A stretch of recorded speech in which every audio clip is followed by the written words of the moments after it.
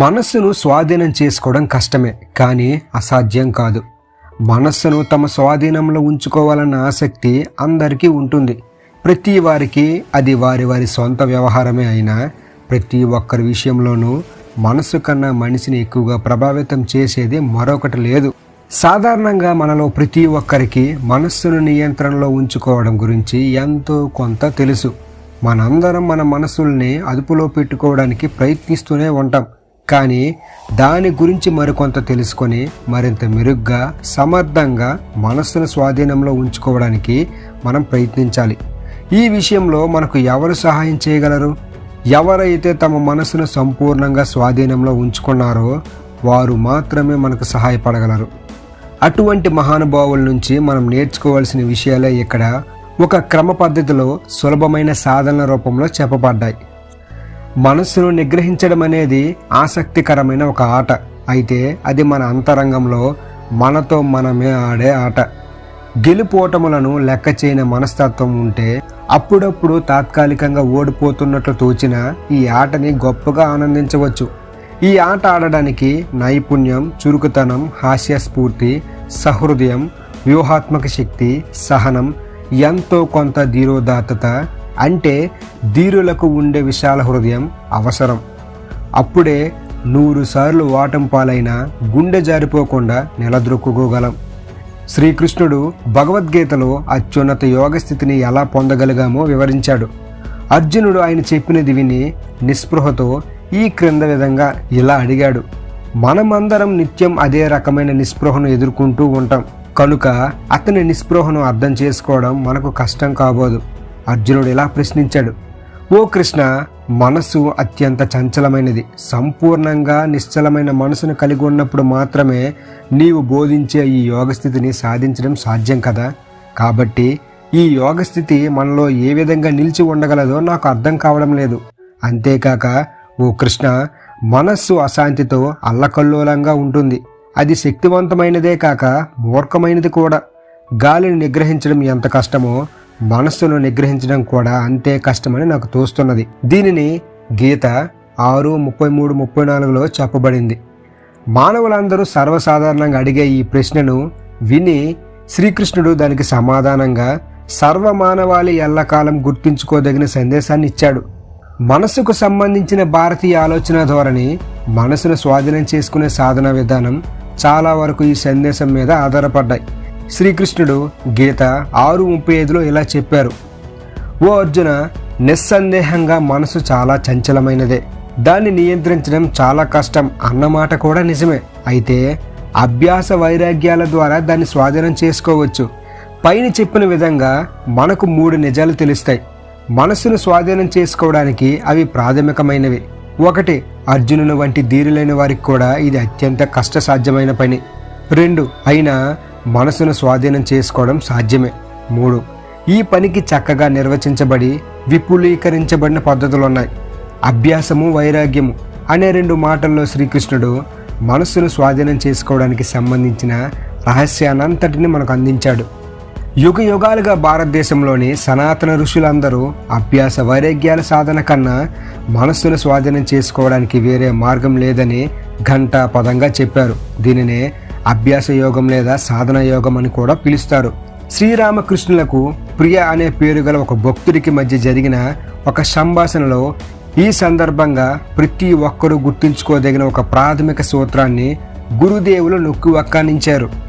శ్రీరామకృష్ణులు, నీ ఆధ్యాత్మిక చైతన్యం కొద్దిగా మేలుకున్నంత మాత్రాన సోమరవై కూర్చోవద్దు, ముందుకు సాగిపో. గంధపు చెట్ల అడవిని దాటిన తరువాత ఇంకా విలువైన వెండి, బంగార గనులున్నాయి, వాటిని కూడా సాధించు. శిష్యుడు ఇలా అంటున్నాడు. అయ్యా, మా కాళ్ళకు సంఖ్యలున్నాయి, ఇక ముందుకు వెళ్ళలేం.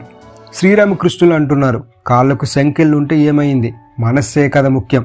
బంధం, విముక్తి ఈ 2 మనసుకు సంబంధించినవే. శిష్యుడు, కానీ నా మనస్సు నా ఆధీనంలో లేదు. శ్రీరామకృష్ణుడు, అలా అంటున్నావెందుకు? అభ్యాస యోగం అని ఒకటి ఉన్నదని తెలియదా? సాధన చేస్తూ ఉంటే క్రమక్రమంగా నీవు ఏ త్రోవ చూపితే ఆ త్రోవలో మనసు నిన్ను అనుసరిస్తుంది. మనస్సు అనేది అప్పుడే ఉతికినే తెల్లని వస్త్రం లాంటిది. నీవు దాన్ని ఎరుపు రంగులో ముంచితే ఎర్రగా మారుతుంది, నీలం రంగులో ముంచితే ఆ రంగే వస్తుంది. నీవు దాన్ని ఏ రంగులో ముంచితే అది ఆ రంగునే తీసుకుంటుంది. మనసును స్వాధీనం చేసుకోవడంలోని రహస్యం నిస్సందేహంగా అభ్యాస వైరాగ్యాల్లోనే సంపూర్ణంగా ఇమిడి ఉంది. కానీ వాటిని మన జీవన స్రవంతిలోకి తెచ్చేది ఎలా? ఇదే అసలు సమస్య. దీన్ని పరిష్కరించడానికి మనసును స్వాధీనపరుచుకోవాలనే గట్టి సంకల్పాన్ని పెంపొందించుకోవాలి. అలాగే మనసు యొక్క స్వభావాన్ని అర్థం చేసుకోవాలి. అలాగే దీనికి సంబంధించిన పద్ధతులను నేర్చుకొని వాటిని తెలివితేటలతో క్రమం తప్పకుండా హృదయపూర్వకంగా అభ్యసించాలి. మనసును స్వాధీనపరుచుకోవాలనే సంకల్పాన్ని మరింత శక్తివంతమైనదిగా చేసుకునేదెలా? స్వతహాగా మనకెటువంటి సంకల్ప శక్తి లేదని చెప్పడం సరికాదు. మనందరిలో ఏదో ఒక అంతర్గతమైన మదనం ఉన్న విషయం నిజమే కదా. మనకు ఎంతో కొంత సంకల్ప శక్తి ఉందని చెప్పడానికి అదే నిదర్శనం. కానీ చాలామందిలో మనసును స్వాధీనం చేసుకోవాలన్న ఈ సంకల్ప శక్తి తగినంతగా ఉండదు. దాన్ని పెంపొందించుకోవాలి. దానికి మార్గం ఏమిటో చూద్దాం. అన్నిటికన్నా ముందు సుఖభోగాలే మన జీవిత పరమావధి అని భావించడం మానేయాలి. మనంతట మనం వాటిని ప్రయత్నపూర్వకంగా తిరుగు లేకుండా పరిత్యజించినంత వరకు మనస్సును స్వాధీనపరుచుకోవాలనే సంకల్పం బలంగా ఉండదు. సంకల్ప శక్తి యొక్క జవజీవనాలను కొరికివేసే రాచపుండు ఈ భోగలాల సత్వమే. ఈ విషయాన్ని ఈ విధంగా వివరించవచ్చు. మీకొక సేవకుడు ఉన్నాడనుకోండి. మీరు అతని చేత మత్తు పదార్థాలను తెప్పించుకుంటూ ఉంటారు. వాటిని తెచ్చి పెట్టడానికి మీరు అతని మీద ఆధారపడి ఉన్నారని అతనికి తెలుసు.